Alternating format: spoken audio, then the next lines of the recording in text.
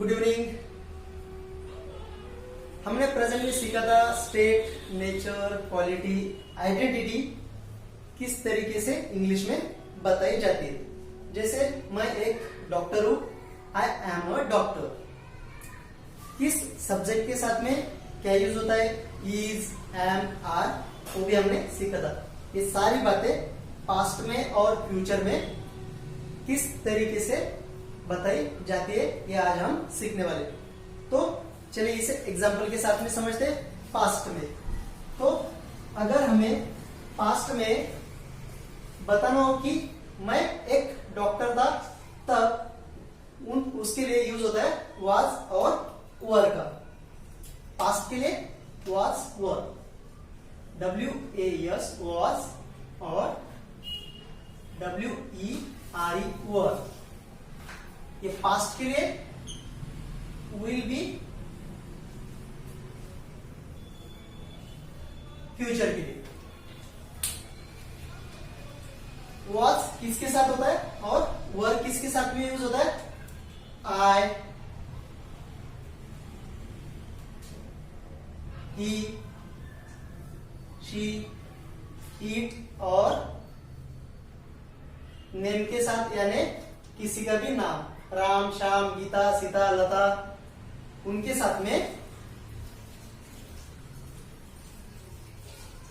Was का use होगा। और वी, यू, दे के साथ में WERE वर का यूज होगा। इसकी थोड़ी प्रैक्टिस कर दे। I was, he was, she was, it was, Ram was, Sheetal was, Ananya was, we were, you were, they were। तो अगर मुझे बताना है कि मैं एक डॉक्टर था, तब कैसे कहेंगे, I was a doctor। मैं एक डॉक्टर था। वह खुश थी, she was happy। वह खुश थी, लड़का है तो शी, लड़का है तो ही। She was happy. वह खुश थी, आई वॉज अ टीचर। मैं एक टीचर था। वे खुश थे, दे were happy। वे खुश थे। इस तरीके से आप हर सब्जेक्ट के साथ में किसी के बारे में अगर आपको बताना है कि वह ए था, वह ए थी, वह शादीशुदा थी, तो आप इस तरीके से इसमें ऐड कर सकते हो। शी वॉज अ मैरिड, वह शादीशुदा थी। ही वॉज अ मैरिड, वह शादीशुदा था। यू वर मैरिड, आप शादीशुदा थे। इस तरीके से आप पास्ट में स्टेट, नेचर, क्वालिटी, आइडेंटिटी, आप रिलेशन भी इसके साथ में बताते हो।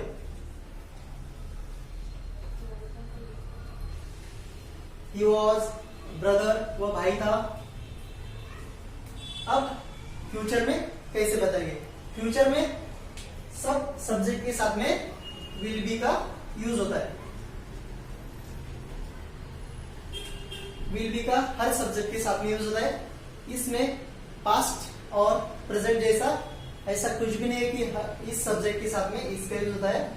तो हर सब्जेक्ट के साथ में विल बी का यूज होता है। I will be, we will be, you will be, they will be, he will be, she will be, it will be, और नेम के साथ में भी will be। I will be, we will be, you will be, they will be, he will be, she will be, it will be, और नाम के साथ में भी विल बी का यूज होता है। इसके एग्जाम्पल, वह डॉक्टर होगी, कैसे कहेंगे? She will be a doctor. She will be a doctor. वह खुश होगा, he will be happy. Way serious होंगे, दे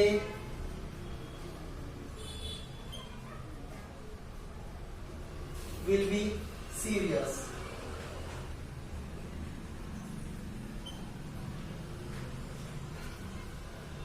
आप स्टूडेंट्स होंगे, यू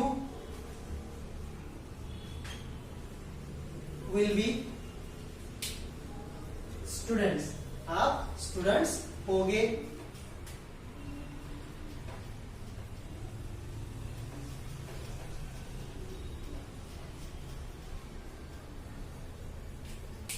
इस तरीके से आप प्रेजेंट, पास्ट और फ्यूचर में आपकी स्टेट, नेचर, आइडेंटिटी, क्वालिटी और आपके रिलेशन आप इन फॉर्मूले से बता सकते हो। वह शादीशुदा होगी, she will be married. She will be married.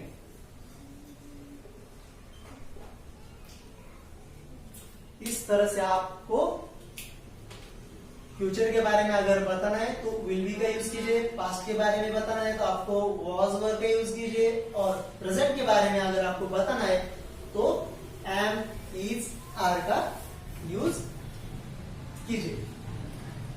अब अगर आपको डेली रूटीन अगर किसी को बताना है, आप जो भी काम दिन भर में करते हो सोते वक्त तक, तो आप उसे कैसे कहेंगे? तो इसके बारे में आज हम देखते हैं। तो इसका फॉर्मूला बताने के लिए सब्जेक्ट प्लस वर्ब की फर्स्ट फॉर्म या फिर वर्ब की fifth form plus object, simple present tense, उसी को सिंपल इंडेफिनिट टेंस भी कहते हैं। वर्ब की फर्स्ट फॉर्म हमने पहले सीखा था, और वर्ब की फिफ्थ फॉर्म यानी वर्ब को यस लगता है कब? जब सब्जेक्ट हो ही, शी, इट और किसी के नाम के साथ अगर वर्ब की प्रेजेंट टेंस में लगता है तो इसके साथ में यस या यस लगता है। उसके एग्जांपल देखते हैं, उसके साथ आपको समझ में आएगा। और इसकी आपको प्रैक्टिस करनी पड़ेगी, किस वर्ब के साथ में यस लगता है, किसके साथ में ईएस लगता है। जितनी आप प्रैक्टिस करोगे उतना आपको समझ में आएगा। आपको सोचना नहीं पड़ेगा कि इस वर्ब के साथ में यस लगता है, इसके साथ में ईएस लगता है, किस सब्जेक्ट के साथ में यस लगता है, किस सब्जेक्ट के साथ में यस नहीं लगता है, ये भी आपको सोचना नहीं पड़ेगा। तो इसके एग्जांपल देते, जैसे मैं आपको पहले एक बार बताता हूं किस सब्जेक्ट के साथ में यस लगेगा, किसके साथ में यस लगेगा। आई, वी, यू और दे के साथ में सिर्फ वर्ब की फर्स्ट फॉर्म लगेगी। जैसे गो है तो गो, राइट है तो राइट, रीड है तो रीड, स्टडी है तो स्टडी। इस तरीके से सिर्फ वर्ब की फर्स्ट फॉर्म लगेगी। ही, शी, इट और किसी के नाम के साथ में आपको यस या फिर ही यस लगाना होता है उस वर्ब के साथ। जैसे रीड है तो रीड्स, प्ले है तो प्लेज,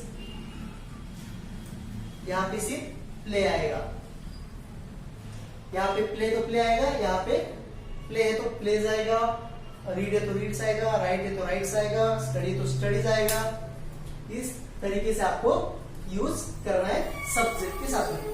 अब हम सीखेंगे कि डेली रूटीन कैसे बताने। अगर हमारे खुद की बताने है तो आई से यूज करेंगे, आई यानी मैं। अगर दूसरे के बारे में बताना है कि वह सुबह उठता है तो ही का यूज करेंगे, वह लड़की है तो शी का यूज करेंगे, अगर ज्यादा है तो दे का, अगर दूसरा व्यक्ति है तो उसके बारे में यू का यूज करेंगे। तो हम अगर डेली रूटीन बताते हो, खुद के बारे में बताते तब हम यूज करेंगे आई का। आई सब्जेक्ट का वर्ब का first form, I wake up early in the morning, I wake up early in the morning.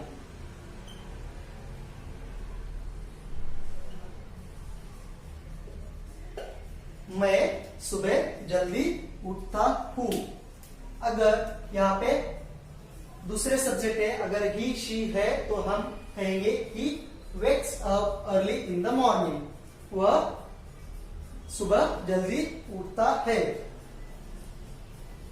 इसके साथ में बीच में आपको वर्ड यूज करने पड़ेंगे, उसके बाद यानी आप आफ्टर दैट बोलिए या फिर देन बोलिए, then, after that,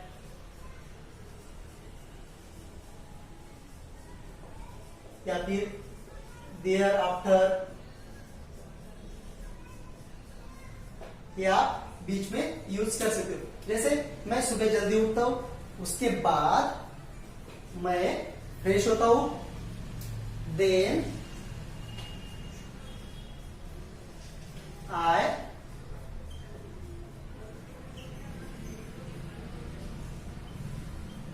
freshen up यानी फ्रेश होना, या फिर आप बोल सकते हैं then I go to washroom, मैं वॉशरूम जाता हूं।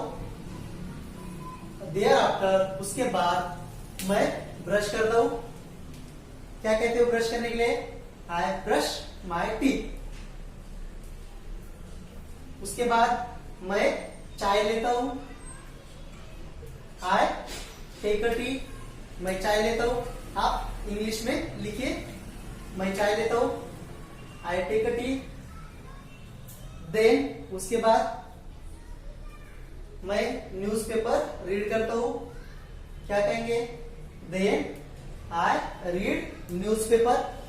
इस फॉर्मूले को आपको उसमें ऐड करते जाना है, और उसमें बीच बीच में आप जैसे बोलते हैं ना, उसके बाद आप उसके लिए यूज कर सकते हो then, after that, thereafter, इन वर्ड्स का आपको यूज करना है। देन की जगह पे आप आफ्टर दैट भी बोल सकते हो या फिर देयर आफ्टर भी बोल सकते हो। इस तरीके से आप आपकी पूरी डेली रूटीन आप बता सकते हो। जैसे मैं सुबह उठता हूँ, उसके बाद फ्रेश होता हूँ, उसके बाद चाय लेता हूँ, थोड़ी एक्सरसाइज करता हूँ, फिर मैं ब्रेकफास्ट लेता हूँ, उसके बाद ऑफिस जाता हूँ। कैसे जाता हूँ ऑफिस? फोर व्हीलर में जाता हूँ। उसके बाद मैं ऑफिस में काम करता हूँ, काम करते वक्त ब्रेक लेता हूँ, फिर चाय लेता हूँ, फिर दोपहर का खाना लेता हूँ, लंच करता हूँ, फिर इवनिंग में कॉफी लेता हूँ। इस तरीके से आपको जो भी डेली रूटीन है आपका, आपको इस तरीके से इंग्लिश में बतानी है। तो ये था हमारा डेली रूटीन का। अगर आपको दूसरों की बताना है तो आपको ही शीट लग रहा है। अब मैं आपको थोड़ा सा इसका रूल बताता हूँ। यस कब लगाना है, यस कब लगाना है। आपको रूल के उलझन में पड़ना नहीं, आपको रूल याद नहीं रखना है। फिर भी मैं आपको पता होने के लिए मैं आपको रूल बताता हूँ कि किस वर्ब के साथ में आपको यस लगाना है और किसके साथ में यस लगाना है। जब वर्ब के लास्ट में जब वर्ब के लास्ट में ओ यस, वर्ब के लास्ट में O S, O S, X, S H या फिर सी यच अगर हो, किसी भी वर्ब के लास्ट में अगर ओ यस, यक्स, यस यच, सी एच अगर हो तो उस वर्ब के लास्ट में आपको यस लगाना है। उसके बाद सामने क्या लगाना है आपको? यस लगाना है। इसका एग्जाम्पल है जैसे गो, तो ही, शी, इट और किसी के नाम के साथ में अगर हमें वो जाता है तो हम कहेंगे he goes. Ji O rule में बैठता है, वर्ब के लास्ट में वो है, तो हम क्या करेंगे यहाँ पे यस लगा देंगे। ही गोज, शी गोज, वह जाता है, वह जाती है, इस तरीके से हम रूल करेंगे। जैसे यस है, P A double S, pass, last में यस है, हम क्या करेंगे? इसको यस लगाएंगे, P A double S E S, passes. Watch, W A T C H, watch, इसको क्या कहेंगे? वॉचेस।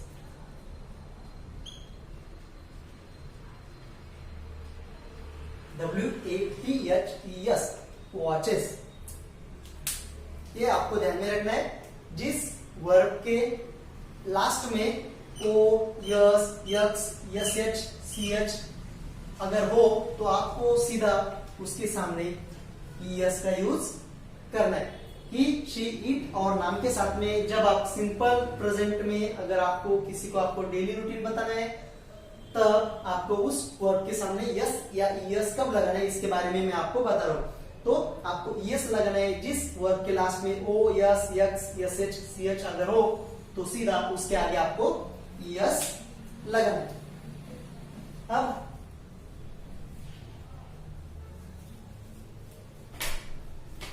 और यस कहां पे लगेगा? और यस कब लगेगा? अब जब वर्ब के लास्ट में अगर वाई हो, वर्ब के लास्ट में अगर वाई हो तो वाई का आपको आई करना है और उसके सामने आपको यस लगाना है। जब वर्ब के लास्ट में अगर वाई हो तो वाई का आई बनकर आपको यस लगाना है। Example, T R Y, try, try का बन जाएगा tries, T R I S, tries. Fly या फिर वाई, फ्लाई, फ्लाई का बन जाएगा flies, L I E S, S, flies. ऐसे बहुत सारे वर्ड्स है। Study, S T U D Y, study, study का क्या बन जाएगा? Studies, correct.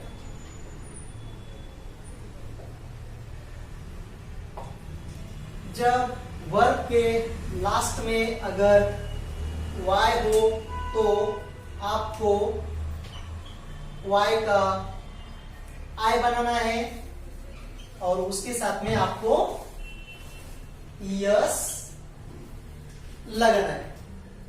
किन सब्जेक्ट के साथ में? सिर्फ ही, शी, इट और किसी के नाम के साथ में सिर्फ सिंपल प्रेजेंट टेंस में आपको इस रूल का यूज करना है।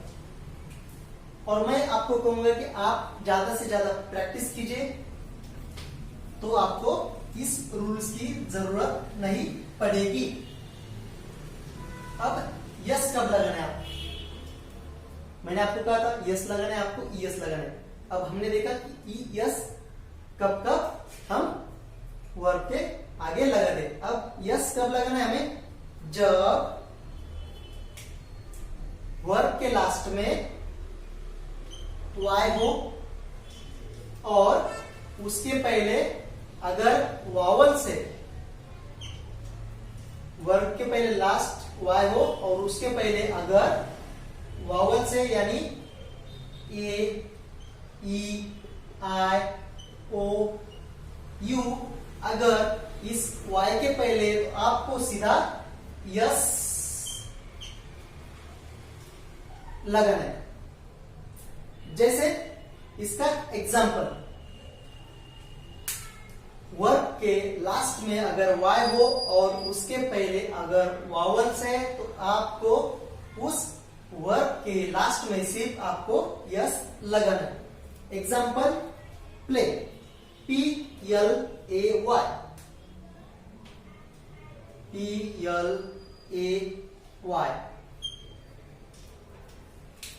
PLAY। यहाँ पे क्या है, रूल क्या था, वर्ब के लास्ट में अगर वाई हो और उसके पहले अगर वावल से, क्या वावल से, लास्ट में वाई, इसका क्या बनेगा, सीधा आपका यस लगेगा। इसका बनेगा PLAY, S. Plays, he plays, she plays, it plays, Sheetal plays, Rohan plays. वो खिलता है, प्ले का प्लेज आपका यहाँ पे बन जाएगा। और इसका एग्जांपल, ओबे, OBEY, ओबे। क्या है लास्ट में, वाई, उसके पहले क्या है, वोवल्स, ई, इसके सामने क्या लगेगा, yes, correct. OBEY, yes, obeys, obey का ओबेज। ये सिर्फ आपको ध्यान रखना है, मैंने आपको सिर्फ जानकारी के लिए बताया कि आपको अगर डाउट हो कि इस वर्ब के लास्ट में यस लगेगा या फिर यस लगेगा, तब आपको इस रूल का यूज करना है। पर आपको ये रूल याद करने की जरूरत नहीं है, आपको प्रैक्टिस करना है कि सब्जेक्ट के साथ में किस वर्ब के साथ में यस लगता है। तो ये था आज के लिए।